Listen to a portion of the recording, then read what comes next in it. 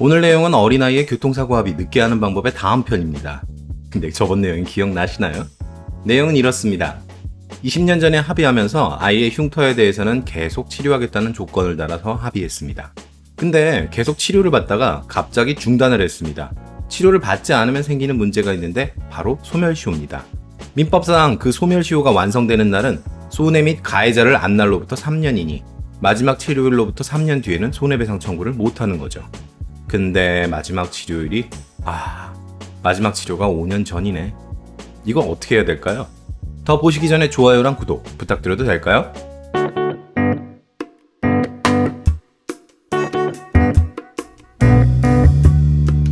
사실 이 사안을 해결하는 데 힌트가 되었던 판례가 있습니다. 이 판례는 제가 운영하는 밴드에서도 나오자마자 주목을 받았던 판례였습니다.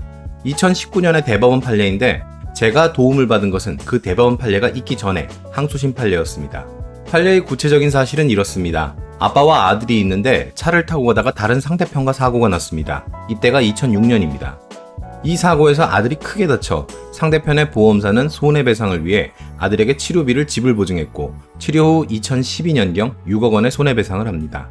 또한 아빠의 보험사에는 자기 신체 사고라는 별도의 담보가 있어서 손해배상과는 별도로 아들에게 2012년 보험금을 지급합니다.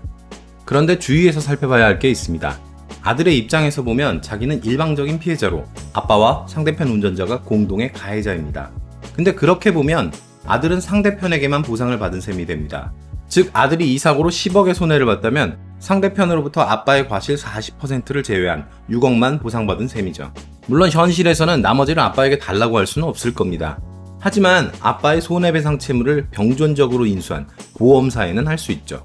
상법에 따라 직접 청구가 인정되니까 아빠의 과실 40%분인 4억 원을 보험사에 청구할 수 있습니다. 다만 그렇다고 해도 가족의 경우에는 약관에 따라 책임보험만 적용됩니다. 따라서 보험사는 4억 원이 아니라 책임 한도 내인 1억 2천만 원까지만 책임을 지게 됩니다.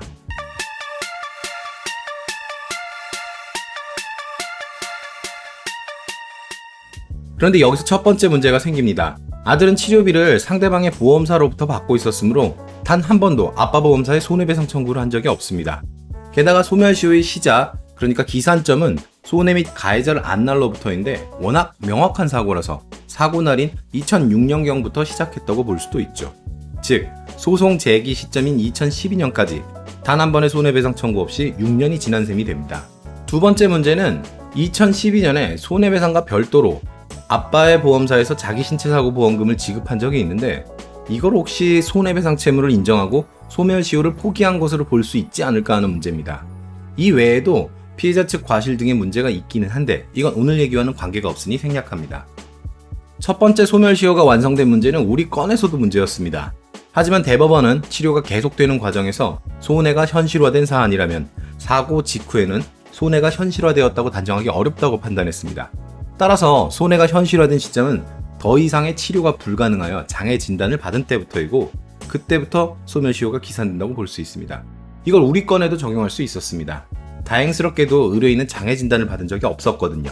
그래서 우리도 계속 치료 중이었고 치료가 불가능한 장애로 판단 가능한 흉터가 되었는지는 진단 시점에서야 알게 되었다고 주장을 할 수 있었습니다.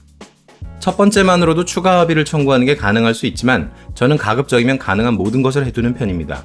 판례에서는 자기 신체 사고 보험금은 단순한 보험금이라서 그걸 가지고 소멸시효를 포기한 건 아니라고 결론이 났습니다. 하지만 이 건은 다행스럽게 소송 전에 수임이 되었으므로 이미 결론난 사실들만 가지고 싸워야 하는 게 아니었죠. 조사를 더 하거나 달리 시도해 볼 수 있는 방법들이 많았습니다.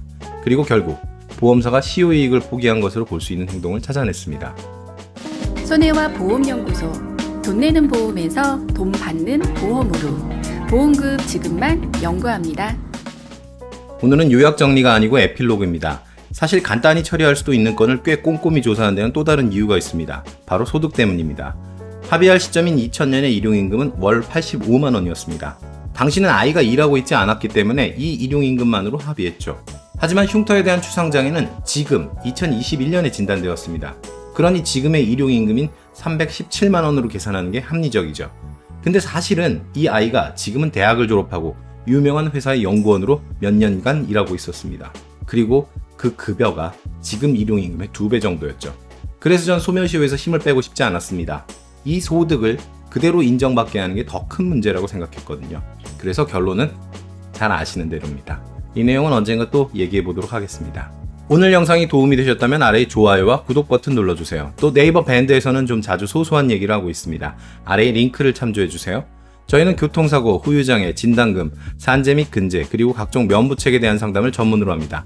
상담을 원하시거나 교육을 원하시는 분은 네이버에서 손해와 보험 연구소를 찾아주세요. 들어주셔서 감사합니다.